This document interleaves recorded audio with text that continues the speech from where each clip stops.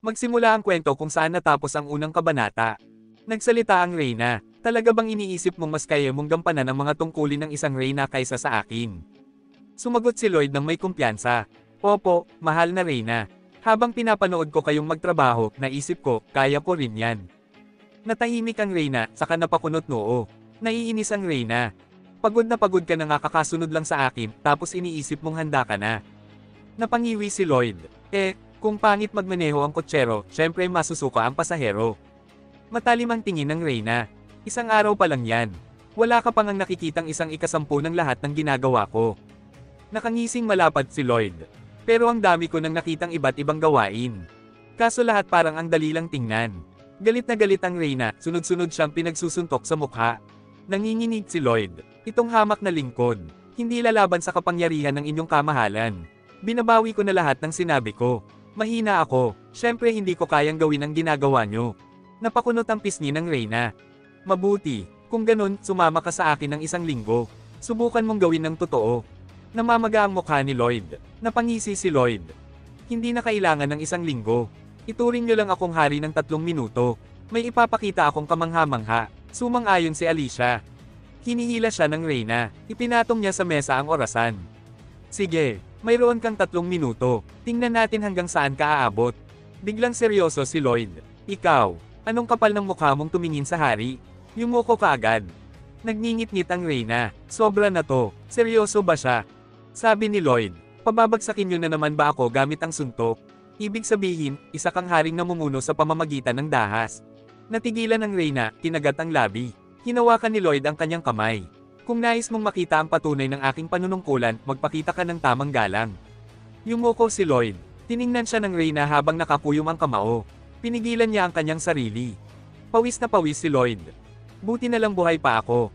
Akala ko sasapakin niya ako ng totohanan. Tinodo pa niya. Nagsalita si Lloyd. Lumuhag ka. Naguguluhan ang Reyna. Ano? Nagsalita si Lloyd. Ano? Nang-ahas kang tanungin ang hari. Nagdadalawang isip ang Reyna. Ha? Matatag si Lloyd. Lumuhod ka. Nakaluhod ang Reyna sa harapan ni Lloyd. Nagsalita si Lloyd. Pakinggan mong mabuti ang utos ng iyong hari. Si Alicia Timina Magenta ay ipapasa ang kanyang mga tungkulin sa kanyang mga tagapaglingkod at magpo-focus sa paggaling gaya ng sinabi mo mismo. Sumisigaw ang Reyna. Sinabi kong bawal pag-usapan yan. Sumigaw si Lloyd. Naputol ang salita ng hari. Kataksilan ito. Napaatras ang Reyna, tila natalo. Sige na, naiintindihan ko. Lumambat ang tono. Sabi ng Reyna, hindi mo maiwasang gawin ang lahat sa sarili mo, kasi alam mong kapag ikaw ang gumalaw, siguradong maayos ang kalalabasan. At dahil sa karanasan yun, hindi mo na kayang huminto. Pero naiintindihan ko, galing yan sa pagmamahal mo sa bayan. Seryoso si Lloyd. Mahalaga ka, ikaw ang pinakadakilang monarko sa kasaysayan ng kahariang ito. Pero kung tuluyan kang bumagsak dahil sa sumpa, tapos na ang lahat. Kung hindi ka makakakilos, babagsak ang buong kaharian. Ang pagpapahinga ng katawan ay hindi katamaran, isa rin yung pagsusumikap. Kahit magkaaberya, kaya natin tong ayusin sa susunod. Kaya, tama na. Humarap si Lloyd sa Reyna. Kung tunay kang dakilang haring Magenta, kaya mong gawin to. Tahimik na tumitig ang Reyna kay Lloyd, saka dahan-daang yumuko. Mahina ang boses ng Reyna. Susundin ko, ang utos ng aking hari. Napabuntong hininga si Lloyd. Buti na lang hindi siya ganap na workaholic. Mukhang tinanggap niya ang bersyon ko ng isang tunay na hari. Nagsalita si Lloyd. Sige, Reyna Magenta. Unang-una, dagdagan natin ang budget ng Frontera County. Sumagot ang Reyna. Pero, inyong kamahalan. Kunwaring seryoso si Lloyd. Oh, ini-interrupt mo na naman ba ang hari? Nakangisi ang Reyna.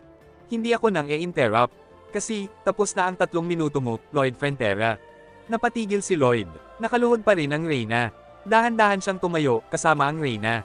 Pagkatapos tinapakan siya ng Reyna. Nagsalita ang Reyna. Di ba sinabi mo na papatunayan mo na karapat-dapat ka maging hari? Tinapakan ng Reyna ang ulo ni Lloyd. Ano ba ang napatunayan mo? Nakadapa si Lloyd. Paanong kakayanin ng isang hamak na lingkod ang mga tungkulin ng inyong kamahalan? Puro yabang lang pala lahat. Tinapakan ulit siya ng Reyna. At sa huli may ngiti na. Mahina ang tinig ng Reyna. Alam ko, Lloyd, lahat ng sinabi mo, ginawa mo lang para gisingin ako mula sa pagka-focus ko. Ngayong gabi, mas lalo kitang nagustuhan. Ilang araw ang lumipas. Lumuhad si Lloyd sa harap ng Reyna. Binitawan niya ang kamay ng Reyna. Masaya ang Reyna habang tinitingnan ang kanyang kamay. Nakangiti si Lloyd. Maligayang pagbabalik sa lubusang paggaling.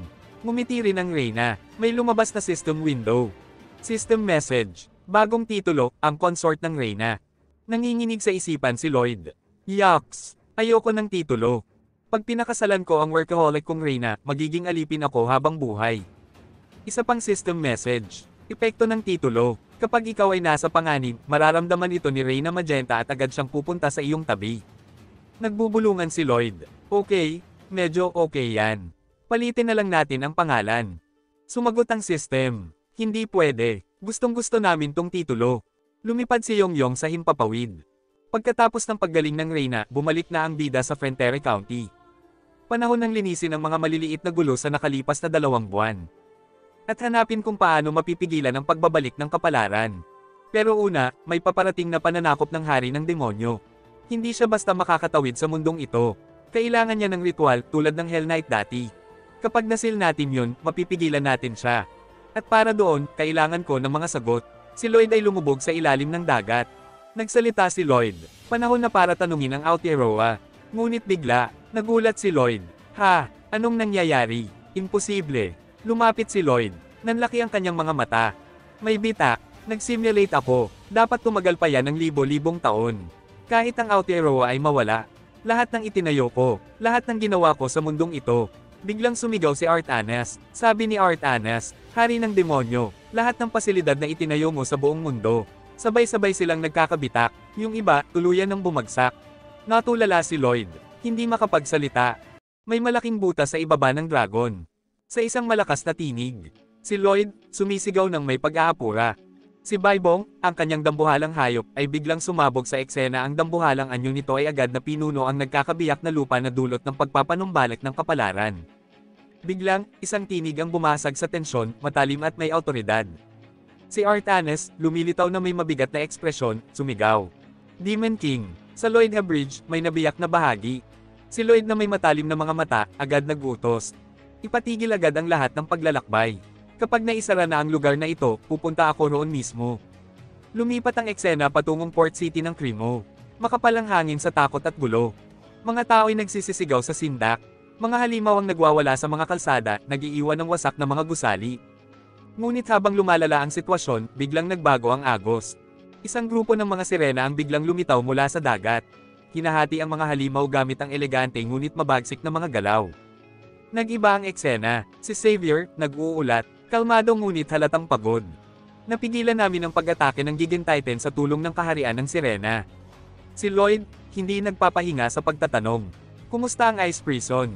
Tumungo si Xavier. Si Sir Bear na ang humahawak sa mga pagkukumpuni. Si Lloyd, lalong tumitindi ang tono. Sabihan si Julian, huwag siyang aalis sa tabi ni Lady Serahard. Dagdagan ng bantay na demonyo sa paligid ng mansyon ng Konde. Ang mukha ni Lloyd ay puno ng determinasyon, ngunit halata ang bigat na pasan niya. Si Xavier ay tahimik lang. Pinagmamasdan lang siya, batid kung gaano kabigat ang responsibilidad na dala ni Lloyd. Muli tayong lumipat, ngayon sa teritoryo ng Frontera. Ang lupain ay nilamon ng buhangin. Ang mga gusali, kalahating nakabaon. Isang lalaki ang sumisigaw ng mga utos sa gitna ng kaguluhan.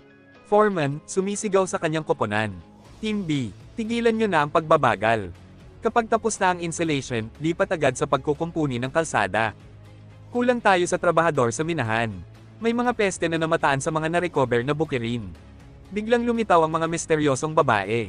Isa sa kanila, ang babaeng nakaputi, ay tumingin-tingin sa paligid na may banayad ng ngiti. Babaeng nakaputi, mahinahong nakamasid. Babaeng nakapula, tahimik na nagsalita. Maikli ang buhay ng tao. Wala silang magawa kundi maging abala. Pagkasabi niya, tumingin siya sa isang malaking gusali at banayad na ngumiti. Nandoon ang anak nating antukin. Isang gwardyang demonyo ang napansin sila at lumapit, may halong pagdududa. Ang demonyo ay lumalapit, bawal pumasok sa lugar na ito. Pero bago pa niya matapos ang kanyang babala, bigla siyang sinalubong ng babaeng nakapula. Itinaas niya ang daliri at umataki. Maya-maya lumilipad na ang mga demonyo sa hangin. Ina, sa tingin ko, mabait naman sila, bulong ng anak. Ang babaeng nakapula, kumibit balikat. Hindi na mahalaga yon. Mas mabilis ito kaysa sa paliwanag. Biglang lumitaw sina Artanes at Xavier, handa nang makipaglaban, at mabigat ang tensyon sa hangin. Ngunit ang babaeng nakapula, halatang naiinis, ay napailing. Bakit parang langaw na nagsusulputan ng mga ito? Ang kanyang anak na babae, kalmadong pinigilan siya. Ina, sandali lang. Napatingin lang si Xavier sa babae. Sa ulap lumitaw ang Dragon King na si Verkis at agad na nakatitig sa babaeng nakaputi. Si Verkis, nakangiti ng may init. Anak, babaeng nakaputi, may banayad ng ngiti. Aking mahal, araw-araw mo akong kinokontak mula noong araw na yon. Pinatawad ka na rin ni Ina. Sama-sama kaming nagpunta para sunduin ka. Nagsalita si Verkis, pabirong sagot. Ganun ba? Ang masamang biyanan ko pala ang humarang sa mga tawag ko. Ang kanyang asawa, mahinang buntong hininga. Hindi mo dapat sinasabi yan. Babaeng nakapula, galit na galit. Susunugin ko na talaga yung bagay na yan. Pero huminga siya ng malalim at muling inayos ang sarili. Tapos na ang world tour namin. Panahon ng umuwi. Tumungo si Verkis ngunit napaisip. Sandali, may kailangan pa akong makita. Samantala, si Lloyd ay abala sa mabigat na gawain. Ang kanyang mga damit ay basa ng pawis, putikan, at hindi siya humihinto sa paghuhukay. Isang malalim na tinig ang bumasag sa katahimikan, si Verkis, nakaupo malapit sa kanya, nakangiti. Nagsalita si Verkis, mukhang pinaghihirapan mo talaga, Lloyd. Nagpatuloy si Lloyd sa pagtatrabaho. Mahina ang sagot. Kaya pa naman, seryoso na si Verkis. Hindi ba't sinabi na ng Aotearoa kung paano pigilan ang pagpapanumbalik ng kapalaran? Tahimik si Lloyd, ngunit malinaw ang ibig sabihin ng kanyang pananahimik. Pinagmamasdan siya ng Dragon King na pabuntong hininga. Ibig sabihin, ayaw mo sa sagot. Alam mo na kung gaano kasama ang mangyayari, di ba? Isa-isa mong hinaharangan ang mga problema. Hanggang kailan mo kakayanin yan? Habang buhay, kalmado lang si Lloyd ngunit matatag. Oo, napangiti ang Dragon King at napailing. Hindi ka man lang nag-alinlangan. Tumayo siya, pinapagpag ang kanyang balabal. May maitutulong ba ako? Gusto talaga kita, alam mo yan. Bahagyang umiling si Lloyd. Wala na akong magagawa para sayo. Kaya wala rin akong karapatang humiling. Ang Dragon King ay natahimik sandali, pagkatapos ay napabuntong hininga. Kung kaya ko naman, sigurado akong kinutsaba mo na ako noon pa. Uuwi na ako, nakapagpahinga naman ako habang nandito. Umalis si Verkis, ang Dragon King. Si Lloyd, nakatingin sa abot tanaw, malalim ang iniisip. Sa isipan ni Lloyd, mga dragon, impyerno, at langit. Kung magsasalpukan lahat ng lakas na yon, mas malala pa ito kaysa sa anumang digmaan ng mga lahi. Ang pananakop ng King of Hell. Kung ako ang haharap, baka mabawasan ko ang pinsala. Kailangan kong malaman kung paano siya talunin o pigilan bago pa man siya bumaba. At para malaman yun, kailangan ko munang ayusin ang Aotearoa. Balik tayo sa Fenterre County. Habang naglalakad si Lloyd sa mga pasilyo, malalim sa pag-iisip, biglang dumating si Xavier, halatang nagmamadali. Seryoso si Xavier. Young Master, tama ang Dragon King. Sa takbo ng lahat, hindi tayo makakahanda sa paglusob ng King of Hell. Kailangan nating maresolba kahit isa sa dalawang problema. Ano ang sinabi ng Aotearoa tungkol sa pagpigil ng kapalaran? Pilit na ngumiti si Xavier para pagaanin ang usapan. Nagsalita si Lloyd. Sabi ko na nga ba, walang kwenta di ba? Pero ang kanyang mga mata, seryoso pa rin. Si Lloyd, sa wakas ay lumingon, mahinang sabi. Ang sabi, hindi ko alam. Hindi sumusuko si Xavier. Hindi yun ang tunay na sagot. Pinutol siya ni Lloyd at sinabing tama na. Sabihin mo, Lloyd. Nanginginig ang boses ni Lloyd. Sabi ko tigil na, gago ka. Sumigaw si Xavier. Bakit mo tinatago sa akin? Humarap siya kay Lloyd at sinabing, huwag mong akuin mag-isa. Lulutasin natin itong magkasama. Sumigaw si Xavier. Hindi ba tayo magkaibigan? Sumagot si Lloyd. Sinong kaibigan, mong mayabang ka? Napatigil ang mga trabahador sa paligid, nagulat sa sigaw. Nagtinginan silang dalawa. Bahagyang nanginginig ang tinig ni Xavier. Pasensya na, lumampas ako. Tumalikod si Lloyd pero nanginginig ang kanyang mukha. Tahimik na pumapatak ang kanyang mga luha habang siya'y pag-ulong na nagsalita. Paano ko ba masasabi na kailangan may isa sa atin ang mamatay? Sa ibaba ng Aotearoa, makikita natin si Lloyd na nakaharap. Sa basag na hiyas ng katotohanan. Nakapikit siya ng bahagya, malalim ang iniisip, sinusuri ang bawat posibilidad. Tahimik siyang nag-isip, inaaral ang artepakto. Ang materyales na ganito ay hindi na makukuha ngayon. Hindi ito maaring kumpunihin gamit ang karaniwang paraan. Pwede kayang gumana ang compression. Buo ang kanyang loob, itinaas niya ang kamay at pinaga niya ang kanyang kakayahan. Simulation mode, mahinang bulong ni Lloyd. Tumugon ang sistema. Isang visual overlay ang bumalot sa hiyas. Mababasag ito sa ganitong takbo. Pero paano kung dahan-dahan kung pakawalan ng mana? Para unti-unting magsara ang mga bitak. Napakislap ang kanyang mga mata sa biglaang pagkaunawa. Gagana ito, matagal nga lang, pero kaya itong ayusin. Ngunit bago pa tuluyang umusbong ang pag-asa. Isang biglaang system window ang sumire sa kanyang pag-iisip. System notification voice, dahil sa bahagyang pagbabago sa estruktura. Maaaring hindi gumana ng maayos ang normal na operasyon. Naggalit ang ngipin ni Lloyd sa inis. Ang dami ko pang kailangang alamin. Pero ayos lang. Kailangan ko pa ring ayusin ito. Tumayo siya at bumalik sa konsentrasyon. Kailangan nating maging maselan. Pakawalan ng pantay na dami ng mana. Sa eksaktong anggulo para makompress ito. Dalawa lang ang makakagawa nito. Ako at si Xavier. Biglang lumitaw ang alaala mula sa nakaraang kabanata. Umalangaw sa kanyang isip ang galit na boses ni Lloyd. Sinong kaibigan mo, ha? Ang yabang mo. Sumunod ang tahimik at nag-aalalang tugon ni Xavier. Pasensya na, lumampas ako sa linya. Kumirot ang konsensya ni Lloyd. Napadaing siya at ipinatong ang noo sa hiyas ng katotohanan. Paulit-ulit niyang sinampal ang hiyas. Ang tanga ko. Ang taas ng tingin ko sa aking sarili, grabe. Bakit di ko nalang pinalampas tulad ng dati? Isa pang hampas, ngayon pa at nagkagulo. Napangiwi siya, hinawakan ng ulo. Ang sakit, akala ko hindi masakit. Isa pang alaala ang sumulpot. Sigaw ni Xavier sa kanyang isipan. Tigilan mo na ang pag-ako ng lahat. Harapin natin ito ng magkasama. Magkasama tayong haharap. Balik sa kasalukuyan. Mahinang bulong ni Lloyd, puno ng pagninilay. Baka nga mali ang pananaw ko sa lahat. Lumambat ang kanyang tingin. Siya ang totoong bayani. Ang tunay na bida. Pinisil niya ang kamao.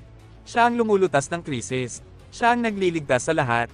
Nagmamadali ang kanyang isipan, puno ng pag-asang desperado.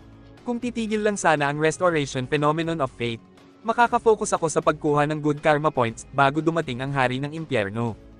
Tumingin siya at nagsabing, baka pwede ko pang baguhin ang wakas. Lumabas ang system window. Nais mo bang makita ang spoiler ng katapusan? Sumang-ayon si Lloyd. Nagbago ang eksena. Isinapelikula sa harapan niya ang hinaharap. Sa loob ng isang tahimik na silid. Nakaupo si Future Lloyd sa kama, tahimik ngunit may bigat sa mukha. Tumingin-tingin siya sa paligid, pag-uulong. Buo pa ang teritoryo, gaya ng inaasahan. May nabago talaga nang sabihin ko kay Xavier ang totoo. Biglang may kumatok, boses ni Xavier mula sa labas. Ako to, si Xavier. May pinag-usapan tayo, di ba? Walang alinlangan ang tugon ni Future Lloyd. Oo, pasok ka. Pumasok si Xavier. Nilingon siya ni Lloyd, medyo nahihiya. Galit ka ba? Kumunat ang noo ni Xavier. Bakit mo naman biglang natanong yan? Nagsalita si Lloyd. Kasi kahapon, hindi ko sinabi sa'yo. Parang sinabi ko na hindi tayo magkaibigan. Sa isip ni Lloyd. Grabe, kinabukasan na pala. Bukas na ang ending. Tahimik si Xavier saglit bago mahinahong nagsalita. Kung nasasaktan ka na sa sinabi mo, naiintindihan ko. Lumayo ng tingin si Lloyd, saka nagsalita. Tungkol nga pala sa tanong mo kahapon. Yung paraan na ibinunyag ng hiyas ng katotohanan. Para pigilan ang restoration phenomenon of fate, nagsalita ang Future Lloyd. Ikaw ang tunay na bida sa mundong ito. Sumagot si Xavier. Ako, napaisip ang bida. Wala naman akong sinabi sa kanya. Nagsalita ang Future Lloyd. Ako din ang bida na mula sa ibang mundo. Tumugon si Xavier. Tumulo ang pawis ng bida sa pisngi habang nakikinig. Iniangat ng Future Lloyd ang kanyang kamay at nagsalita. Kung dalawa ang bida sa mundong ito ay mawawasak ang mundo.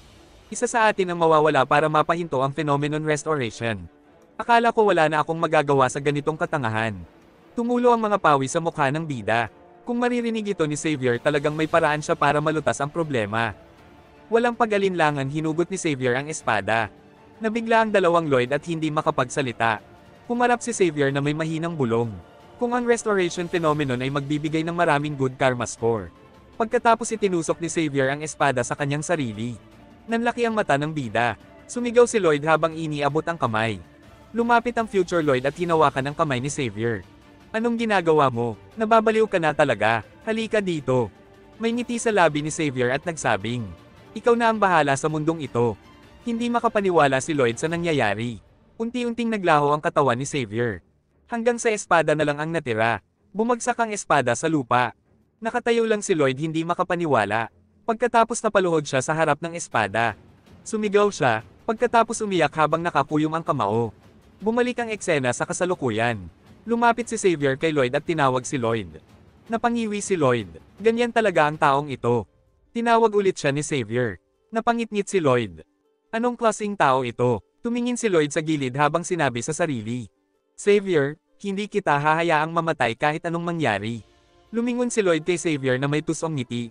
Galit ka pa ba kasi sinigawan kita kahapon? Normal lang yan sa taong pagod kaya nagsalita ng ganong bagay. Tumingin si Xavier at hindi nagsalita. Lumapit si Lloyd kay Xavier. Nagsalita si Xavier. Ikaw ang unang sumigaw. Sumagot si Lloyd. Normal lang kasi ako ang boss dito, baka nakalimutan mo, habang may tusong ngiti. Nakatayo si Xavier at nagsalita. Nakadetect si Artanes ng anomalya sa namaran. May itim na mahika ang namataan sa malapit. Napaisip si Lloyd habang hawak ang baba. Baka sino-summon na naman nila ang Hell Knight. Kailangan ba naming pigilan? Pero kung mag-success sila sa pag-summon ng Hell Knight, hindi naman yan malaking banta. Tumingin si Lloyd kay Xavier. Tapos napangisi. Ito ay jackpot. Nagsalita si Xavier at nagtanong kung anong nangyayari. Ngumiti si Lloyd na may masamang ngiti. Simulan na natin ang plano. Ang pagkidnap sa Hell Knight. Sa naglalagablab na kailaliman ng impyerno. Isang nakakatakot na mandirigmang may baluti ang nakatayo sa ilalim ng langit na walang tigil ang apoy. Sa tinig na parang kulog, buong yabang siyang nagsalita. Ako si Gileximas, matapang na kapitan ng mga bantay sa opisina ng Hari ng Impyerno. Nag-aalab ang kanyang mga mata sa galit habang pinipigilan ang sarili. Naalala ko pa noong dumating ang mga buwisit na mananakop, ang mga awit ng impyerno at ang kanyang bodyguard. Mga hayop, paanong nagawa nila yon? Hanggang ngayon, hindi ko pa rin nakakalimutan ang ginawa nila. Bumalik ang isip niya sa nakaraan, noong isa pa lang siyang bagitong Hell Knight. Nagkakandahilo, walang kasiguruhan, pinag-aaralan pa lang ang sistema. Nasaan na ba yung instant coffee? Nanginginig ang kanyang boses. Kapag nagkamali na naman ako, siguradong sisigawan ako ng mga senior knight. Mula sa likod, may isa pang knight na malamig ang tono. Mabagal ka kasi kabado ka. Sa mga taong nag-e-enjoy sa sandali na pupunta ang tagumpay. Humingay sa tenga niya ang pangalang iyon. Gilexias, mahina niyang sabi habang pinipigil ang luha. Ang dati niyang kaibigan, mabait, malakas, palaging nandyan para sa kanya. Narinig niya muli ang pamilyar na boses. Kung sino ang unang makahanap ng instant coffee, panalo. At alam ko na kung nasaan yun. Ayan na, natatawang sagot ni Gileximas noon. Ngayon, habang nakangiti pa rin sa alaala, mahina niyang binulong. Kung wala siya, hindi ako magiging tunay na Hell Knight. Ngunit agad ding napalitan ng lungkot ang init ng alaala. Isa pang gunita ang sumulpot, si Gilexias, nakatayo ng taas noo. O, tinatawag ako sa mundo ng tao. Nagpanik si Gileximas. Sandali, mag-ingat ka, ngunit ngumisi lang ang kaibigan niya. Anong dapat ikabahala? Tandaan mo, ang nag-e-enjoy, siya ang panalo. At sa mismong oras na iyon, kalahati ng katawan ni Gilexias ay biglang nawala. Tinawag, isinumpa, at kinain ng sistema. Luha ang gamulong sa pisngi ni Gilexias. Yung hayop na yun, ang mga awit ng impyerno, nanginginig sa galit at lungkot ang boses niya. Sumigaw siya ng buong lakas. Ako si Gilexias, kapitan ng Hellguard at commander ng 2nd Legion. Ipaghihiganti kita, Gilexias, tatapusin ko ang misyong ito na may ngiti gaya ng itinuro mo. Ipaghihiganti kita. Biglang, banggaan. Balik sa isa pang nakaraan. Bumangga si Xavier kay Gilexias sa kalagitnaan ng kanyang pag-atake. Tumilapon ang Hell Knight, basag ang pride. Ako ay lubusang nabigo at napaiyak. Nanginginig ang boses niya, ngunit may determinasyon sa ilalim nito. Pagkatapos nun, nagsanay ako ng todo. Pinagdaanan ko ang lahat ng hirap. At nagustuhan ko ito. Nag-enjoy ako. Itinaas niya ang espada sa langit. Ngayon, muli akong tinawag sa mundo ng tao. Nangiigting ang mukha niya sa determinasyon. Mga awit ng impyerno, ikaw at ang siga mong bodyguard, iba na ako ngayon. Hindi na ako ang Gilexias na kilala niyo noon. Darating na ang talim ng Super Hell Knight. Lumipat ang eksena, sina Lloyd at Xavier ay nakasakay sa isang dragon sa himpapawid ng Namoran. Pinagmasdan ni Xavier ang lupa sa ibaba. Kahit walang summoner, aktibo pa rin ang itim na mahika. Nakasimangot si Lloyd, pero kalmado. Siyempre, ang fenomeno ng kapalaran ay nagsusulat muli ng tadhana kahit masira pa ang coherence ng kwento. Lumingon si Xavier. Kailangan ng life force para tumawag ng Hell Knight. Kahit nailikas na natin ang Namoran, may nagpapagana pa rin sa ritual. Tumungo si Lloyd. Mga daga, mga ligaw. Sabi ni Count Namoran, dumami raw ang mga yan. Kinukuha ang life force nila. Ngumisi siya. Pilit ng kapalaran ng insidenteng ito, pero aagawin ko ang kontrol. Biglang pagsabog, umusok, mula sa apoy, lumabas si Gilexias. Sumigaw siya, panahon na para gumanti. Ako'y lubusang napahiya, panahon na para bumawi. Ngunit sa harapan niya, si Lloyd, may hawak na pala. Napatigil si Gilexias, putik, nagulat ako, bakit ka nandito? Nagkibit balikat si Lloyd na may inosenteng ngiti. Nagkataon lang, oras mo nang mamatay, sumugod si Gilexias sa galit. Kumirap si Lloyd. Naku po, takot na takot ako. Biglang lumabas si Xavier. Sa loob lang ng ilang segundo, bagbog na si Gilexias sa lupa. Napadapa siya sa lupa habang umiiyak. Naisip niya, paano ito nangyari, nagsanay ako araw-araw pero hindi pa rin sapat. Parang nag-e-enjoy ang dalawang ito sa ginawa nila sa akin. Habang nakahandusay sa lupa, patawad aking master, hindi ko sila matatalo. Lumapit si Lloyd sa umiiyak na Hell Knight. Ayos ka lang ba? Hinawakan ni Lloyd ang kanyang babo at nagsabing, patawad, bigla ka kasing sumugod kaya inatake ka ng bodyguard ko. Bumaling si Lloyd kay Xavier. Pwede bang kontrolin mo yung emotion mo? Tama na, wag mo na siyang sasaktan. Napangit-ngit si Xavier. Napangisi si Lloyd. Kung siya lang ang nandito baka patay ka na. Pero nandito ako kaya hindi kanya mapapatay. Nagalit ang Hell Knight. Tumahimik ka, kalaban ka namin. Papatayin kita. Sumugod si Xavier sa Hell Knight. Pero pinigilan ni Lloyd. Tama na, wag mo na siyang saktan.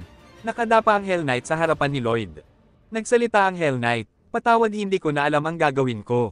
Sumagot si Lloyd. Wala na akong ibang maitutulong kundi. Inilabas ng bida ang papel habang nakangiti. Gusto mo ba ng trabaho? Sumigaw ang Hell Knight. Tumahimik ka. Ako ay nagtrabaho sa impyerno, hindi ko na kailangan ng ibang trabaho. Lumapit si Lloyd sa Hell Knight at nagsabing, hindi ba pwede mag-side job sa impyerno? Pwede bang makita ang kontrata mo?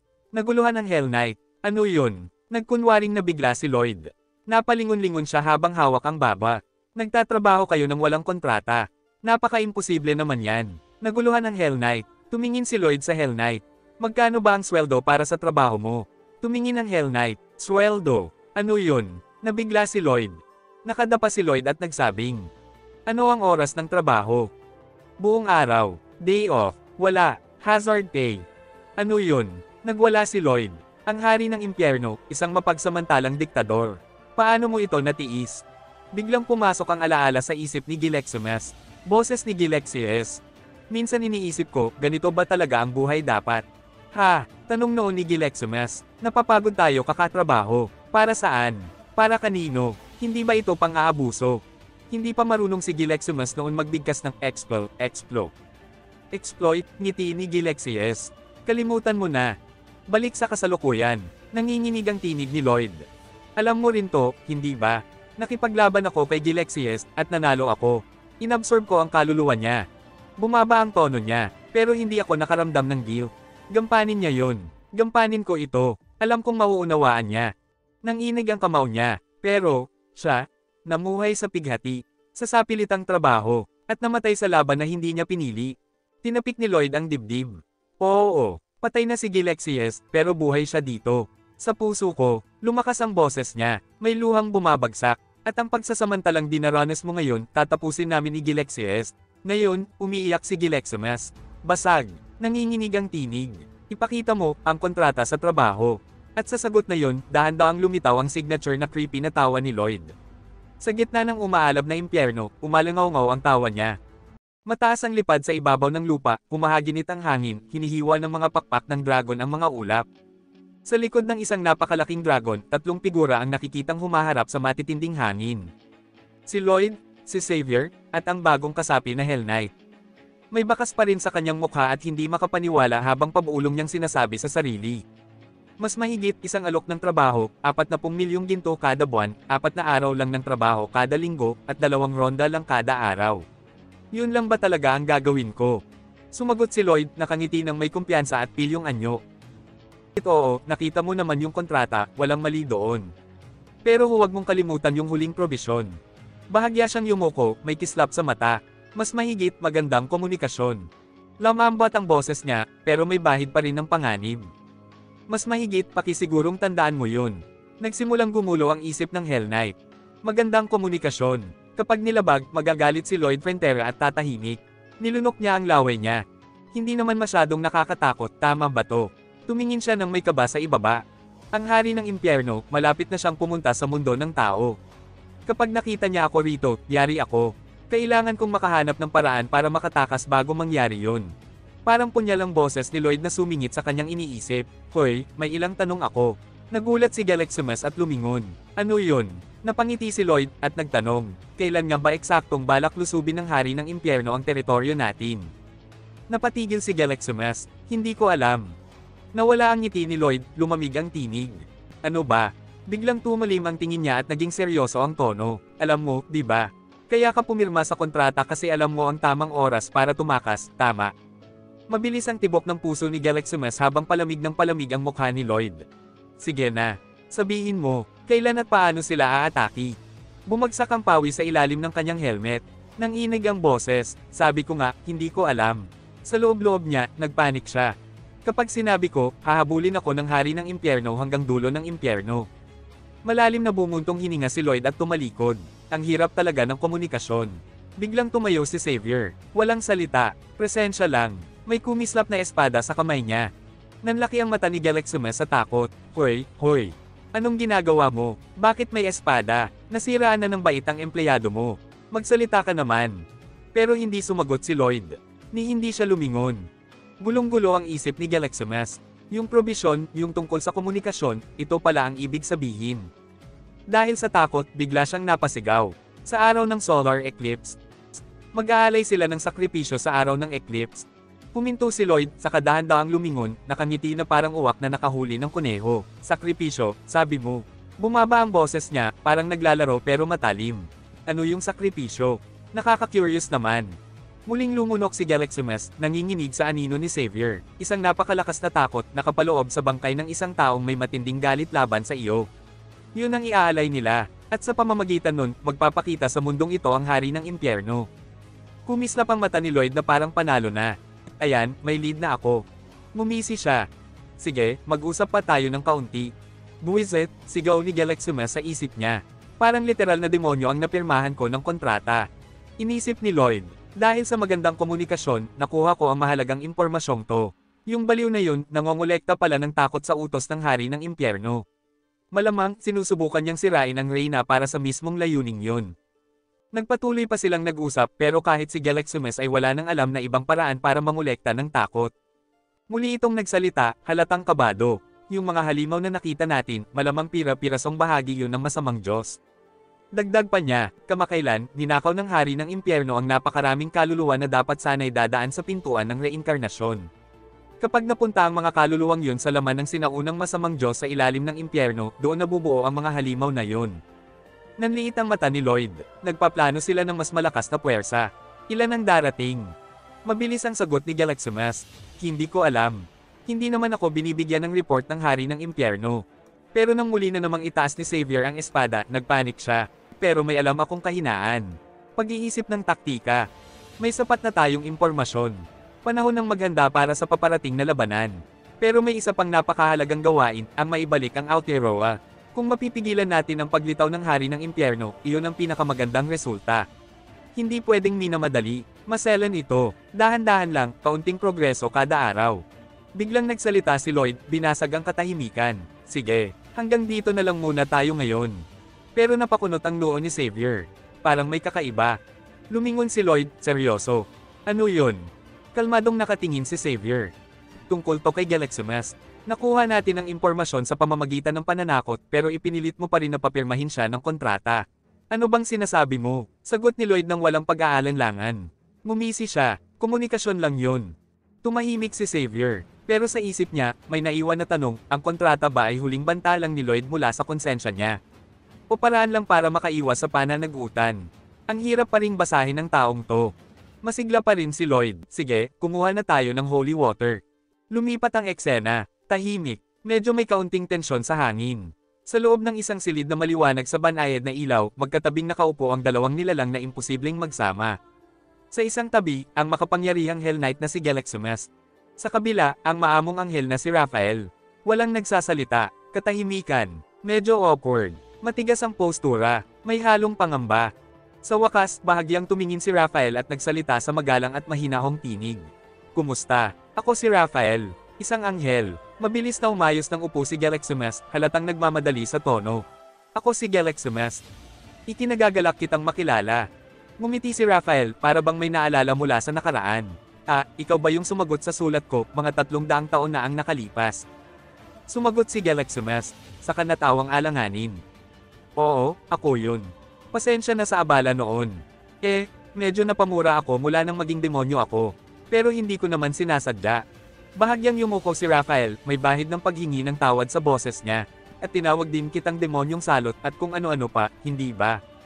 Bumitaw siya ng mahina at malungkot na buntong hininga, gawa lang yun ng magkaibang panig natin. Mas mabuti sigurong unawain natin ang isa't isa.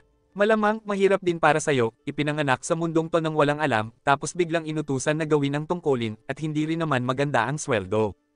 Napatingin si Galaximes, nagulat. Raphael, pati ikaw. Mahinang natawa ang anghel. Akala ko sobrang istrikto mo, pero mabait ka rin pala. Unti-unting nawala ang tensyon. Ngumiti sila sa isa't isa, taos puso. At sa huli, nag-fist bump. Isang anghel at isang demonyo, pinagdugtong ng parehong paghihirap. Biglang bumukas ang pinto. Pumasok si Lloyd, nakangiting parang walang problema. Mukhang nagkakasundo na kayo ah. Mahinang natawa si Raphael. Ang langit at impyerno, trabaho lang ang ginagawa. Hindi naman talaga kami magkaaway tulad ng iniisip ng iba. Ngumisi si Lloyd. Alam ko. At naiintindihan ko rin na itong kasalukuyang sabuatan ay hindi gawa ng buong impyerno, kundi pansariling kagustuhan ng hari ng impyerno mismo. Napahinto si Raphael, litong-lito. Patawad. Ano ang ibig mong sabihin? Matapos ipaliwanag ni Lloyd ang lahat, ang korupsyon, ang mga sakripisyo, at ang baluktot na plano ng hari ng impyerno, nanlaki ang mata ni Raphael sa gulat. Ganito pala kalala ang pinaghahandaan niya. Iuulat ko agad ito sa mga nakakataas. Dahil malinaw na ito'y kilos ng pananakop, siguradong magbibigay ng matinding babala si Arkanghel Gabriel. Napatingin si Lloyd sa baba. Gaano kalaki ang tsansa na may mangyari sa babala? Tahimik si Raphael. Ang ekspresyon niya, malinaw ang sagot. Bamantong hininga si Lloyd, ibig sabihin, huwag masyadong umasa. Pero tumuwid ng upo si Raphael, matatag, pero gagawin ko pa rin ang lahat. Gusto ko kayo, at gusto ko itong teritoryo ninyo. Tutulong ako sa abot ng makakaya. Ngumisi si Lloyd, talaga, sige, tutulungan din kita, para matulungan mo kami. Bahagya siyang yumoko. Raphael, pakibigyan mo ako ng luha. Yan lang ang paraan para pahinain ang mga piraso ng masamang Diyos. Nag-alinlangan si Raphael, bago mahina ang sagot. Totoo, kapag nadampian sila ng luha ng anghel, humihina sila. Pero, pasensya na, hindi madaling umiyak ang mga anghel. Sa katunayan, libo-libong taon na mula nang huli akong makakita ng umiiyak na anghel. Nagsalita si Lloyd. Hindi totoo yan. Kaya kung paiyakin ng isang anghel. Napakurap si Raphael. Ha, paano? Bago pa siya makapagtapos, biglang kumuha si Lloyd ng buhangin mula sa kamao niya at itinapon ito diretso sa mga mata ni Raphael. Ganito, napasigaw ng malakas si Raphael, dramatikong umiiyak. Kaya pala, bigla ang atake ng buhangin. Patuloy ang agos ng luha habang umiiyak siya. Masaya akong nakatulong. Sige pa. Huwag kang kikilos, natatapon ng luha sa sahig, sabi ni Lloyd habang inilalabas ang isang bote at sinisimulang suluhin ang mga luha. Habang humihikbi pa rin, humingi ng paumanhin si Raphael. Pasensya, medyo baguhan pa ako. Sa gilid, tahimik na pinapanood ni Galaximes ang kakaibang eksena, hindi makapaniwala. Ano to? Lubos na siyang napasunod. Ako rin ba'y magiging ganito? At doon niya napagtanto, si Lloyd Frontera, baka mas delikado pa siya kaysa sa hari ng impyerno mismo. Mataas sa tahimik at payapang kaharian ng langit, mabagal na umiikot ang gintong mga ulap sa paligid ng makikintab na tore. Isang banayad na kalansing ang umalangaw-ngaw habang isang nilalang mula sa langit, nakasuot ng malinis na damit at may bakas ng pag-aalala sa mukha, ay kalmadong nagsalita sa isang banal na tagapag-ugnay. Nagsalita si Gabriel habang hawak ang telepono. Tama, nakalap ko na rin ang ilang impormasyon, kaya may kaunti na akong alam tungkol sa sitwasyon. Maingat ngunit matatag ang boses nito. Kung tutuusin, hindi talaga maituturing na pananakop ang gustong gawin ng impyerno. Sumagot si Raphael gamit ang spirit phone. Biglang nagalit, kumunat ang kanyang noo sa hindi makapaniwala at tinaasan ng boses. Ano, paano mo masasabing hindi iyon pananakop? Tumitawid na sila sa mundo ng tao. Nagre-recruit sila, kinukuha ang mga may talento. Napahawak si Gabriel sa noo. Halos naawa sa kaguluhan. Hindi malambot ang puso ng hari ng impyerno. Katulad natin, na nagbibigay ng katuparan sa mga hiling ng tao, kaya rin nilang tuparin ang mga hiling. At kung ang unang humiling ay isang lalaking nagngangalang Worthrod. Saglit na tumigil siya, kung ganon, teknikal na tumutugon lang ang impyerno sa kanyang panawagan, tumutupad ng desperadong hangarin. Hindi ito lumalabag sa batas ng sansinukob. Tumaas ang tensyon habang nagsalita si Gabriel. Kung magdedeklara tayo ng digmaan laban sa hari ng impyerno ngayon, binibigyan lang natin siya ng dahilan para makialam sa mga gawain ng langit. Isipin mo na lang ang kaguluhan na susunod. Lumipat ang eksena, natahimik saglit ang anghel. Malalim na bumantong hininga si Raphael hawak ang pala. Naputol ang linya, bumagsak ang katahimikan. Gaya ng inaasahan ko, bulong niya, kailangang ipaalam ko ito kay Lord Lloyd. Sa mundo ng tao, muling abala si Lloyd Frontera. Ngayon, may determinadong singkit ng mata at nakasarang kamao na may tinatago, ano pa nga ba? Isang kurot ng buhangin. Bakit mo pinikit ang mga mata mo? Iritadong sabi ni Lloyd. Ayaw mo bang makipagtulungan? Si Raphael, nag-aalangan at kinakabahan. Hoy, baliw ka ba? Pasensya na, pero isa pa rin akong anghel, alam mo. May reflexes ako. Hindi ako maloloko ng parehong trick ng 2 beses. Pumasok si Xavier, kalmado pero may bahid ng pananakot. Walang imek, lumapit siya at marahang inabot ang salamin ni Raphael. Patawarin mo, pero sana'y maunawaan mo, mahinahon ngunit malamig ang boses. Malapit ng sandutin ni Xavier ang mata ni Raphael. Si Raphael, nanginginig, sandali, anong gagawin mo? Biglang sumigaw si Lloyd para pigilan siya. Hoy, hoy, hoy, Xavier. Anong balak mong gawin sa anghel na to? Dramatikong sumingit si Lloyd na para bang magulang na nakahuli ng batang pasaway. Sa palagay mo ba, makatarungan kahit masama ang paraan? At sa bilis mong yan, magiging pinakamakapangyarihang demonyo ka na sa impyerno. Napahinto si Xavier, tila natauhan. Kailan pa ako nagsimulang maging ganito? Bulong niya habang nakatingin sa sariling mga kamay, takot sa sarili. Lumingon si Lloyd kay Raphael, may pag-aalala. Ayos ka lang, pwedeng napahamak ka doon. Si Raphael, mahina, at nagpasalamat. Pagkatapos ay napatingin siya sa lupa, napangiwi. Kung tutusin, kahit para sa ikabubuti ng teritoryo, may mga nagawa na rin akong dapat ko sigurong ikahiya. Magugulat si Kim Suho kung gaano kalayo na ang nalihis ang moral compass ko.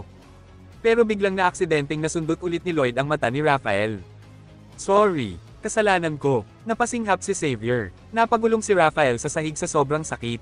Ang sakit, nagsalita si Lloyd ng sarkastiko. Aba, oo nga, sige, ilabas mo lahat ng hinaing mo. Si Raphael, halos maiyak sa inis. Buwisit, sanay na ako sa sakit sa mata kaya hindi na ako makaiyak. Napabuntong hininga si Lloyd. Nakakainis to, sobra. Umupo si Raphael sa lupa, pagod. Kaligayahan. Tumingin si Lloyd kay Raphael. Nalilito. Ha, mahina akong nagpapaliwanag si Raphael. Narinig ko na ang pinakamayaman at pinakamalinaw na luha ng anghel ay mula sa tuwa at tawa. Pero gaya namin, na nalilibing sa formalidad, tungkulin, at responsibilidad, bihira kaming makaranas ng ganoong emosyon. Wala talagang nakakatawa sa araw-araw naming buhay. Muling naiinis si Lloyd. Nakakainis to, sobra. Ibig sabihin, kailangan niya ng isang bagay na sobrang nakakatawa para mapaiyak siya. Sobrang hirap niyan para sa isang kagaya ko, isang hardcore na science major. Biglang may lumitaw na system window. Bakit ba palagi kang naghahanap ng chance ang lalaitin ng mga science major? Tugon ni Lloyd, hindi insulto yon, katotohanan lang. Wala pa akong nakikilalang nakakatawang science major sa buong buhay ko. Unti-unting napaisip si Lloyd, isang bagay na nakakatawa. Ngunit ang tanging alam niya ay ang mga corny na joke ng mga propesor niya noon sa kolehiyo. Kaya ba ni Lloyd Frontera, ang taong ginawang sandata ang labor laws, na gawing sandata ang komedya para mapaiyak ang isang anghel? Habang nakaupo si Lloyd, nakakunot ang noo sa malalim na pag-iisip, alam niyang isa na lang ang natitirang pagkakataon. Kung hindi lalabas ang luha sa sakit, baka lang, lalabas ito sa tawa. At sa matinding determinasyon, at medyo nahihiyang pamumula sa pisngi, handa na siyang sumugal. Tumingin si Lloyd kay Raphael, nag-aalangan, nahihiya, pero pilit na ibinebenta ang biro. Raphael, bakit nga ba inaantok ang tao kapag umuupo sa upuan? Si Raphael, nagtataka at puno ng hinala. Ha, bakit mo naman biglang tinanong yan? Bigla, huminga ng malalim si Lloyd, tila naghahanda. Ano sa palagay mo ang dahilan? Bakit nga ba inaantok ang tao kapag nakaupo? Si Raphael, nakatagilid ang ulo. Siguro kasi mas mababa ang ulo mo kapag nakaupo kaysa nakatayo. Namula ng todo si Lloyd, pabulong at pasikip ang panga. Kasi, nakasited ka, patay na katahimikan. Kahit ang system window ay tila napatigil sa gulat, napatigil din si Raphael at Xavier. Si Lloyd, kinakabahan at pautal-utal. Alam mo ang seated, tapos hindi ka natulog, magkatunog kasi, pati ang mga baka sa gilid ay napatigil. Biglang sinampal ni Raphael ang sarili niyang hita, nanlaki ang mata at napasargo ng tawa ng walang tigil. Gets ko, biro sa upuan, seated, naiintindihan ko. Nanlaki ang mata ni Lloyd at Xavier. Nakita nila, isang patak, isang makinang, banal, at puro luha na mabilis na bumagsak. Sumunggab siya ng buong lakas. Hindi ko hahayaang tumama to sa lupa. Nahuli niya sa ere, tagumpay, ngumisi si Lloyd. Isa pa, sa dramatikong estilo, ano ang mangyayari kapag ang isang logical person ay tumama sa steel plate? Tadang, tadang, si Raphael halos mamatay sa kakatawa. Damaloy ang luha sa pisngi niya na parang ilog. Nagpatuloy si Lloyd. Ano ang pinakamahinang bintana sa buong mundo? Smash Terrace. Naisip ni Lloyd, puno ng kumpiyansa. High concentration, Angel Tears, sa bilis nito, mapupuno ko ang buong garapon. Habang nakatuon si Raphael sa banal na pagtawa, nakatutok ang isip ni Lloyd. Na-reset ko na ang restoration phenomenon, nakapwesto na ang pattern. Ipapadala ko ang standby team sa reset points. Kaunting galaw, maximum na control. May natutunan pa sila mula kay Raphael, kaugnay sa merit points. Pero ang ginawa ni Lloyd ay pawang damage control lang, walang gantimpala. Sarado ang landas na to, sa ngayon, bulong ni Lloyd sa sarili. Mas mabuting tanungin ko na mismo ang Aotearoa kung paano mapipigilan ang paglabas ng hari ng impyerno o kung paano siya lalabanan at matatalo. Kinagabihan, nakahiga si Raphael sa kama, namumula ang mga mata sa sobrang tawa. Nakatayo si Lloyd sa tabi niya, may isang huling biro. Mahina niyang sinabi, kapag umiyak ang labanos, Radish Tears. Walang reaksyon, wala nang luha, napabuntong hininga si Raphael at tumalikod. Napabulong na lang si Lloyd. Tahimik na tinitigan ni Lloyd ang garapon sa kanyang mga kamay. Ito na yun, ha? Si Xavier, kalmado at praktikal ang tono. Sapat ba talaga yan para talunin ang mga fragment ng masamang Diyos? Si Lloyd, nag-isip pero puno ng kumpiyansa. Malamang, hindi. Pero alam ko na kung paano gamitin itong kaunti para mailipat sa atin ang pabor. 30 araw bago ang solar eclipse, naalala ni Lloyd ang babala ni Galaximas. Kapag binuhusan ng luha ng anghel, mawawasak ang mga fragment. Pero may isa pang paraan. Kahit isang patak lang, kayang gawing banal ang buong lawa. At doon nabuo ang plano ni Lloyd. Paihinain natin ang mga fragment gamit ang holy water, tapos aatake tayo ng mabilis at malakas. At kapag nagpakita ang hari ng impyerno, lalaban tayo. Dahil nakagapos siya sa sisidlang tao, kaya natin siyang talunin. Ngumisi si Lloyd, may halong panlilin lang. Lumabas ang system notification. Gusto mo bang makita ang ending spoiler? Ito na ang huling kumpirmasyon. Isang buong buwan. Isang bagong hinaharap, babaguhin natin ito ngayon, bulong niya sa isip bago pindutin, yes. At bigla siyang naroon, isang bisyon ng hinaharap. Nakatayo si Lloyd, nakayuko sa harap ng hari ng impyerno. Ang hari ng impyerno, kalmado ngunit nakakatakot. Wala kang ginawang masama, boses ni Lloyd sa loob ng isip, puno ng pangamba. Muli, parehong pagtatapos, itinaas ng hinaharap na Lloyd ang tingin, diretsyong nakatingin sa kanya. Pinapanood ng hari ng impyerno ang lahat. Galit na sigaw ng future Lloyd. Bumagsak ang kamay ng hari. Gamulong ang ulo ng future Lloyd sa itim na sahig na bato. Bumalik na sa kasalukuyan. Si Lloyd, mabigat ang boses. Spoiler revealed. Huling pahiwatig, pinapanood nila tayo. Lahat ng galaw, lahat ng plano, may nagbibigay sa kanya ng impormasyon. Lumipat ang eksena sa hari ng impyerno, nakangising nakatingin sa laptop. Sa kailaliman ng impyerno, pinagmamasdan niya ang screen, nakangiti. Ngumiti rin si Lloyd pabalik ngunit puno ng determinasyon. Malayo, sa kailaliman ng impyerno, nakaupo ang hari ng impyerno, malamig ang mga mata habang nakatitig sa isang laptop. Nasa screen si Lloyd. Ang hari ng impyerno, nakapikit ang mata, puno ng hinala. Hindi naiintindihan ng hari ng impyerno kung anong tawa yon. May natuklasan ba siya gamit ang kapangyarihang ibinigay ng mensahero? Samantala, sa langit, isang biglaang malakas na hangin ang humagupit sa buong kalangitan. Isang aligagang katulong na anghel ang sumugod sa silid ni Arkanghel Gabriel. Sumisigaw ang katulong na anghel sa lakas ng hangin. Gabriel, may formal akong reklamo. Sobrang lakas ng hangin, hindi ako makatayo. Napabuntong hininga si Gabriel at pagod. Wala akong magagawa para sa kanya. Nalilito ang katulong na anghel. Hindi, ibig kong sabihin, medyo nakakalito lang talaga ang reklamo. Balik sa impyerno, muling pinasingkit ng hari ng impyerno ang kanyang mga mata. Si Lloyd, wala namang ginagawa, nakaupo lang sa kama, tahimik. Sa isip ng hari ng impyerno, anong ginagawa niya? Biglang tumunog ang telepono, sinagot ng hari ng impyerno ang tawag. Si Gabriel ang nasa linya. Nagsalita si Gabriel, may narinig akong balita na may binabalak ka. Kalma lang ang hari ng impyerno. Pero nakakatakot. Wala akong ideya sa sinasabi mo. Tinutulungan ko lang ang isang tao sa mundo ng tao na labis na humiling nito. Sumagot si Gabriel. Pero, paano kung maghain ng petisyon si Lloyd Frentere para humiling ng hukbo ng langit? Mapang-asar ang tinig ng hari ng impyerno. Ibig sabihin, digmaan niyon ng tuluyan. Pagkatapos niyang maipit at pahirapan sa impyerno ng ganoon katagal. Pero si Kim Soo-ho, hindi niya gagawin. Hindi niya ipapahamak ang mundo para lang sa sarili niyang interes. Nagsalita ang anghel, tingnan mo ang ipapadala ko sa computer mo. At ano ang lumabas? Isang video ng kuting na may kasamang tugtog. Meow meow, ang cute ng kitty, malambot ang mga paa, meow meow, kitty kitty. Walang reaksyon ang hari ng impyerno. Gabriel, seryoso ba ito? Hindi ito biro. Nabigla ako nang makita ko to. Habang dinidistract ni Gabriel ang hari ng impyerno gamit ang kalokohang video ng pusa, palihim siyang nagbigay ng senyas. Isang nakatagong mensahe ang ipinadala. Message, para kay Lloyd, natanggap at naproseso ang iyong formal na reklamo. Ngumiti siya na para bang panalo. Hindi ka titingnan ng hari ng impyerno sa loob ng 5 minuto. Mabilis siyang tumalon mula sa kama, kinuha ang mahalagang banga ng luha ng anghel. Mabilis nag-isip si Lloyd. Takot na takot ako sa pagbabantay ng hari ng impyerno, kaya naghain ako ng reklamo para magka-oras kahit sandali. Sumisigaw si Lloyd kay Xavier. Xavier, ikaw na ang bahala dito. Ibuhos mo sa lawa ng kapwa. Gagawa tayo ng banal na tubig. Pagkatapos ay tumakbo si Lloyd papunta sa kanyang mga magulang. May pagmamadali si Lloyd. May mahalaga akong sasabihin sa inyo. Samantala, patuloy pa rin ang video ng kuting. Galit na ang hari ng impyerno. Meow meow, kitty na may maliliit na kuko, cute na kuting, naging mataba at malambot. Nagsalita ang hari ng impyerno. Anong kalukuhan ito? Sumagot ang anghel. Hindi ba nakakabigla? Ang cute na kuting naging matabang kuting. Nagalit ang hari ng impyerno. Isinara ang tawag, at muling tumitig kay Lloyd, sakto para makita, muli itong nakaupo ng inosente sa kama.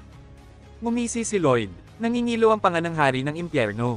Napabuntong hininga si Gabriel, may bakas ng pagkakasala sa mukha. Nagsalita si Gabriel ng mahina.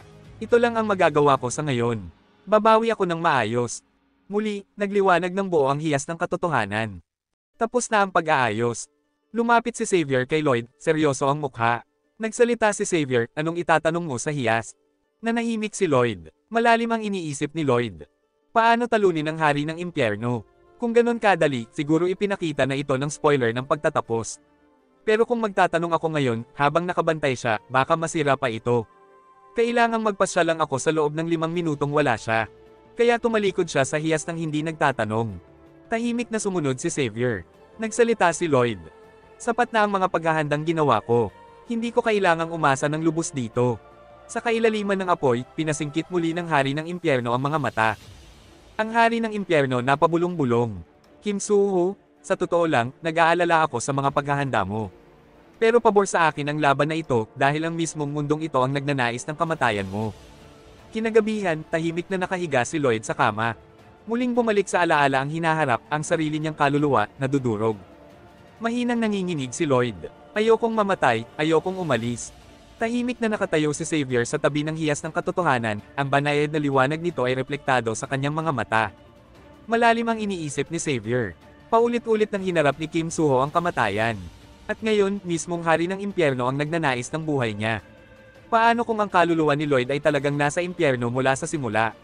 Dahil nakatakda siyang mamatay, at nang pumasok si Kim Soo-ho sa katawan niya, nabasag ang tadhanang iyon. Nag-isip si Xavier, kung ang tinatawag na restoration phenomenon ng tadhana ang nasa likod ng lahat ng ito, kung mapipigilan natin yun, matatapos ang lahat. Sumugod si Xavier sa Aotearoa. Inilagay ang kamay sa hiyas. Matatag si Xavier. Ang paraan para pigilan ang restoration phenomenon ng tadhana na desperadong gustong labanan ni Kim Soo-ho. At sa huling kahilingan na iyon, kumislap ang liwanag ng katotohanan habang nakabitin sa alanganin ang kapalaran ng kanilang mundo. Tahimik na nakatayo si Xavier sa ilog, ang tubig ay banayad na kumikislap sa paligid ng kanyang mga tuhod. Sa harap niya, nakalutang ang maningning na hiyas ng katotohanan, ganap nang naibalik, kumikislap na parang piraso ng langit. Mula rito'y umalangaw-ngaw ang tinig ng hiyas, may bigat na tila banal ngunit may bahid ng kapilyuhan. Katotohanan lang ang aking sinasabi. Ako si Aotearoa, may tanong ka ba? Saglit na katahimikan. Ngunit tandaan, walang bagay na libre. Mag-aalay ka ba sa akin ng isang lihim kapalit nito? Simula ng flashback, may halong nostalgia, sumagi sa isipan ni Xavier ang mga sariwang alaala. Ang taos-pusong usapan sa nayon. May isang taga-nayon na tumawa habang nagsasalita. Ang saya ng lahat ngayon, salamat kay Ginoong Lloyd. Dati padalos-dalos siya, pero tingnan mo kami ngayon, malilinis na bahay, busog ang sikmura. Totoo, nabubuhay na talaga kami. Ngumiti ng marahan si Raphael. Oo, kahit ako, ramdam ko kung gaano sila kalubos na nagpapasalamat. May isa pang boses na sumabat at masigla, ngunit may halong katotohanan. Si Ginoong Lloyd, sinisiguro niyang walang nahihirapan. Puro pagmamahal. Naku, hindi naman. Binibigyan niya tayo ng magandang buhay kasi may kapakinabangan din siya. Mas maganda ang trabaho natin, mas malaki ang kita niya. Tumawa sila ng marahan, hindi siya tulad ng ibang maharlika. Pasasalamat. Oo. Pero pagmamahal, magkaiba ang Maharlika at karaniwang tao. Wakas ng flashback, ang tono ay tumitindi. Nakatingin si Xavier sa baba at bumulong sa sarili. Alam ko ang totoo. Iniingatan at mahal tayo ni Ginoong Lloyd. Nag-aktibo na ang hiyas ng katotohanan. Sumiklab ang liwanag mula sa hiyas, nagpapakawala ng sinag ng enerhiya paitaas. Mula sa buong teritoryo ng Frontera, Maharlika, Taganayon, maging ang anghel, nilingon ng kalangitan habang umalangaw-ngaw ang mga banal na salita. Si Lloyd Frontera ay taos-pusong nagmamalasakit sa lahat ng nasa kanyang nasasakupan. Napasigaw sa tuwa ang mga tao, Maharlika at karaniwan, nagdiwang, may halong gulat at galak. Ngunit may isa na hindi ngumiti. Lumipat ang eksena kay Lloyd. Nanlabo ang mga mata ni Lloyd, nakatitig sa malayo. Na-activate ang hiyas, pero sino? Biglang pumasok sa isip niya, humingi si Xavier ng pahintulot na kumonsalte sa hiyas. At isa pang alaala, kung ano ang nalaman ni Xavier. Nanlaki ang mga mata ni Lloyd at sumigaw. Tinawag niya si Ji Goming at lumipad sa langit. Mabilis siyang tumalon, walang pag-aalinlangan, at lumipad na parang isang taong hinahabol ng kapalaran. Bumalik kay Xavier. Mariin ang tinig ni Xavier. Nagngingit-ngit si Lloyd sa galit. Hiyas ng katotohanan, sabihin mo, paano natin mapipigilan ang restoration phenomenon of fate? Mabilis ang lipad ni Ji Goming. Tumalon si Lloyd mula sa taas. Humanda na siya sa pag-atake. Nagngingit-ngit ang kanyang ngipin. Pinalabas niya ang apoy sa kanyang pala. Sumabog pa itaas ang tubig nang bumagsak si Lloyd sa ilog, hawak ang kanyang pala. Binungkal niya ang lupa sa ilalim ng tubig. Humarap si Xavier sa Aotearoa. Hindi nagsalita. Si Xavier, nakalutang sa kawalan, handa nang matanggap ang katotohanan. Ngunit biglang sumulpat ang dambuhalang hayop ni Lloyd, nilamon siya ng buo. Maya-maya, mabilis na lumabas si Lloyd mula sa bunganga nito na parang kanan. Ibinato niya ang isa pang hayop sa ilog. Kumain ito ng buto ng Marisol. Biglang lumaki si Pipiden. Sinipa niya ang Aotearoa. Nabasag ito at nagkapira-piraso. Lumingon si Xavier. Biglang tumaas ang alon ng tubig. Kalaunan kumalma ito. Nasa ilalim ng tubig pa rin si Xavier. Tinawag ni Lloyd si Xavier. Lumingon si Xavier. Hingal na hingal si Lloyd, nakataas ang pala, malamig ang tinig. Huwag kang kikilos, o wawasakin ko lahat. Hindi natin si Xavier, mahinang nagtanong. Bakit mo sinira? Ngayon hindi na natin maaayos ito. Sandaling natahimik si Lloyd, sa kadahan-daang nagtanong. Ikaw, ano bang tinanong mo? Sumagot si Xavier, tinanong ko kung paano natin maaantala ang restoration phenomenon of fate. Sumagot si Lloyd, maantala, tumungo si Xavier. Kung hindi natin mapipigilan, baka kaya nating pabagalin. Humina ang boses ni Lloyd. May paraan ba? Sumagot si Xavier. Oo, sa mga pagbabago sa mga tadhana na iyong ginawa sa mundong ito. Pumili kami na may mas mataas na impluwensya at ibabalik sa orihinal na estado. Halimbawa, ang pagsira mo sa Aotearoa. Ang pagbabalik na iyon ay magpapahinto sa proseso ng pagbabalik sa dati, mga isang buwan. Nakikinig lang si Lloyd kay Xavier at napabuntong hininga ng malalim. Yun lang pala ang tinanong mo. Tama yan. Masyado lang akong naging tensyonado. Bahagyang ngumiti si Lloyd. Mabuti, gumaan ang pakiramdam ko. Tumatag ang boses ni Lloyd. Sige, mag-focus tayo sa paghahanap kay Worthrod at paghahanda para sa huling laban. Sabi ni Lloyd, mabutit hindi niya tinanong kung bakit ko agad sinira, babaguhin ko na lang ang usapan. Pero tumawag si Xavier, marahan. Ginoong Lloyd. Napalingon si Lloyd, medyo nagulat. Matatag at seryoso ang tingin ni Xavier. Kapag tapos na ang lahat ng ito, sabihin mo sa akin. Ang katotohanan na ayaw mong malaman ko. Ang dahilan kung bakit mo sinira ang hiyas para itago sa akin. Saglit na katahimikan. Tinitigan siya ni Lloyd, sa ngumiti, matatag at puno ng paninindigan. Ipinapangako ko. Dahil tiyak na mananalo tayo. Nakaupo si Marbella. Tumingin siya sa bintana. Lumapit si Arco sa asawa. Tinawag niya ito. Lumingon si Marbella. At tinawag ang asawa. Hinawakan ni Arcos ang kamay ni Marbella. Nagsalita si Arcos. Natatakot ka ba? Sumagot si Marbella ng mahinang tinig. Oo. Dahan-dahang tumungo si Arcos. Sabi ni Arcos, ako rin. Dahil ang hari ng impyerno ang susugod. Muling sumagi sa alaala ang isang pangyayari. Biglang sumugod si Lloyd sa kanilang mansyon, dala ang matinding pag-aapura, at ang kapa niya'y kumakawi pa mula sa pagtakbo. Hingal na hingal si Lloyd at seryoso. Count at Countess, may mahalaga akong balita. Walang pag-aalinlangan niyang sinabi. Nagsalita si Lloyd.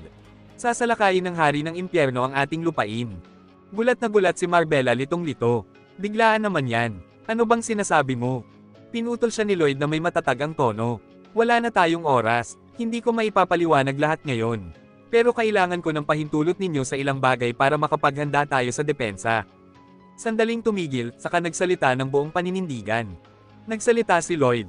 Una, Lake Capua, kailangan kong pasabugan ang isang bahagi nito para bahain ang buong lupain. Gulat at nag-aalala si Arcos. Teka, ibig sabihin, lahat ng itinayo mo sa lupain, mawawala. Matatag ang sagot ni Lloyd. Wala tayong pagpipilian. Sobrang lakas ng hukbo ng hari ng impyerno. Kaya ginawa kong banal na tubig ang lawa ng Capua. Kapag binawa natin sila nito, hihina sila. Halatang naguguluhan si Marbella. Sandali, hindi ba't nilalabanan mo pa rin ang tinatawag na restoration phenomenon of fate? Tapos ngayon, hari ng impyerno naman. Sumabat si Arcos. Nang may pag-aalala, may kinalaman din ba ito sa phenomenon na yon? Sumagot si Lloyd ng maikli ngunit tiyak. Malamang, oo. Balisa si Arcos halos nagmamakaawa. Kung ganun, bakit tayo ang inaatake niya? Anong mali sa lupain natin? Katahimikan. Walang sagot si Lloyd. Mahina ang tinig ni Arcos. Sige, naniniwala akong darating ang araw na sasabihin mo sa amin ang lahat. Bumalik sa kasalukuyan. Emosyonal ang eksena. Nanginginig si Countess Marbella, namumuo ang luha sa kanyang mga mata. Nabubulol si Marbella. Sobrang takot ako. Para na naming anak yun. Paano kung mawala siya? Banayad si Arcos na may buong paniniwala. Magtiwala tayo. Hindi matatalo si Lloyd. Lumipat ang eksena. Nasa pamilyar tayong lungga ni Dragon Solites na kasalukuyang gumagawa ng isang obra, isang napakagandang estatwa ng dragon, hinubog mula sa mahiwagang bato. Mahinang bumubulong si Solites na may pagmamalaki. Ayos na siguro to. Hindi siguro ako pagagalitin ni Master, ano? Biglang dumating si Lloyd, nanlaki ang mga mata, nakangiting humahanga. Pumalakpak si Lloyd, tuwang-tuwa. Ikaw ang gumawa nito. Napasinghal si Solites. Sino pa ba? Nanunukso si Lloyd. Dati, sobrang pangit ng gawa mo. Akala ko hindi ka nauunlad. Nasaktan si Solites. But excuse me, inaamin mo bang niloloko mo lang ako nitong mga nakaraang taon? Medyo lumambat ang kanyang tono, may halong lungkot. Mahinang sabi ni Solites, araw-araw akong nag-practice, walang palya. Paulit-ulit, pero parang wala pa ring pag-unlad. Hanggang sa, makalipas ang ilang taon, bigla na lang, parang gumaling ako. Salamat. Natatawa si Lloyd at proud. Aba, win-win yan base sa kontrata natin. Kaya may isa pa akong win-win na alok. Nakangiwi si Solites. Anong klaseng scam na naman to? Inabot ni Lloyd ang isang pergamino. Binasa ito ni Solites. Nalilito si Solites. Kontrata para sa panandaliang pagpapaupa. Nagsalita si Lloyd ng diretso. Aatake ang hari ng impyerno rito. Kailangan namin ng masisilungan para sa mga tao ng lupain. Hihiramin ko sana ang lungga mo. Hindi makapaniwala si Solites. Seryoso ka, ngumingiwi ka lang parang walang nangyayari. Napangiti si Lloyd. Hindi rin makakatulong ang kunot noo, di ba? Tahimik na nag-isip si Solites. Banggit ni Solites sa sarili. Dahil sa taong to, gumaling ako sa aking sining. Pakiramdam ko handa na rin akong mag-asawa. Sige, pakinggan ko muna ang alok niya. Nagtanong si Solites ng diretsahan. Anong kapalit? Nakangiting todo si Lloyd. Aayusin ko ang isang blind date para sa'yo, magandang babaeng dragon. Seryosong sumagot si Solites at agad-agad. Tinanggap niya ang deal. Nabigla si Lloyd. Ang bilis mo namang pumayag. Naiilang si Lloyd. Tao ang ipapasok ko sa lungga ng isang dakilang dragon. Pumirma si Solites at nagsalita. Hindi ko makukuha ang date kung puro pride lang. Pero kung hari ng impyerno ang kalaban, hindi ba mas mainam kung sumama na lang akong lumaban? Mas malakas na ako ngayon kaysa noong una tayong magkita. Nakatawa si Lloyd ng nakapamewang. Alam mo rin na bawal sa mga dragon na makialam sa labanan. Sumagot si Solites habang nakaupo. Hindi makialam sa mortal affairs, sabi pa nga ng Dragon King, di ba? Biglang nagtaka si Lloyd at napataas ang kilay. Sandali, nakilala mo ang Dragon King. Sumagot si Solites. Oo, noong naglalaban kayo nung anghel na yun. Mukhang gusto ka niya, ewan ko kung bakit. Medyo malambot na ang tinig ni Solites. Siguraduhin mong mananalo ka. Magagalit ako kung mamamatay ka. Bahagyang natigilan si Lloyd at marahang nakangiti. Siyempre, paglabas sa lungga ng dragon. Naghihintay si Xavier. Nagtanong si Xavier, Master Lloyd, may kilala ka bang babaeng dragon? Paano mo gagawin yung blind date? Umiiwas si Lloyd. Malakas ang boses, may silungan na. Nagdududa si Xavier. Niloko mo na naman si Solites, di ba? Hindi pinapansin ni Lloyd habang nakangisi. Ibig sabihin, paghahandaan na lang natin ang labanan. Napakunot noo si Xavier. Plano mo talagang lumaban at manalo. Nakangiting kumpiyansa si Lloyd. Siyempre, hobby ko ang manalo. Nakikinig lang si Xavier. Pero biglang naging seryoso ang kanyang tono. Nagsalita si Lloyd. Kailangan din nating ihanda ang mga residente para sa paglilikas at labanan. Paano ko ba ipapaliwanag nang hindi sila masyadong mataranta? Biglang may mabilis na yabag. Dumating sina Byron at Greg. Nagsalita si Byron. Master Lloyd. Nagulat si Lloyd. Nagsalita si Byron. Nagsimula na ang mga residente sa paghahanda sa paglilikas. Nahihirapan lang akong pigilan yung mga gustong sumama sa laban, baka maging sagabal lang sila. Gulat na gulat si Lloyd. Sandali, paano mo nalaman ang lahat ng to? Matatag si Byron. Sinabi sa akin ng Count at ang isang anghel, si Raphael, na ang hari ng impyerno ay ang target ng ating lupain. Lumapit siya, punong-puno ng paninindigan. Sabi ni Byron ang lahat ng marunong lumaban ay nagtipon na. Lahat ay tapat sa lupain na ito, at sayo. Sabihin mo lang ang utos. Unti-unting napuno ang paligid mga elf, demonyo, orc, tao, mula sa lahat ng sulok ng Frontera. Matitigas ang balikat, matatag ang titig. Nag-iisip si Lloyd, hindi ang lupain ang pakay ng hari ng impyerno. Ako lang, walang dahilan para madamay sila. Kailangan kong lumaban mag-isa, laban ko to. Humakbang si Lloyd, handang sabihin ang totoo. Huminga ng malalim si Lloyd. Mga kasama, ang laban na ito. Pero bago siya matapos, sumingit si Xavier, malakas ang tinig. Nagsalita si Xavier. Si Master Lloyd ang totoong target ng hari ng impyerno. Alam niyo kung gaano siya kalakas. At yun mismo ang dahilan kung bakit gusto siyang hilahin sa impyerno para gawing alipin habang buhay. Nagmumula sa dibdib ni Xavier ang tinig. Malakas ang ating kalaban. Kahit buong lupain natin ay lumaban, walang kasiguruhan ang tagumpay.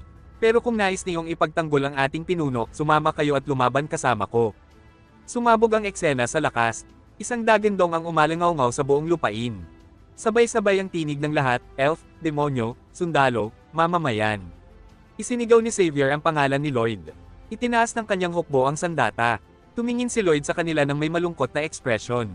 Tiningnan sila ng hari ng impyerno gamit ang kanyang laptop at tinawag silang mga hangal. Pero bago ang sunod na chapter, huwag kalimutan mag-like, share at subscribe sa ating YouTube channel na Isekai.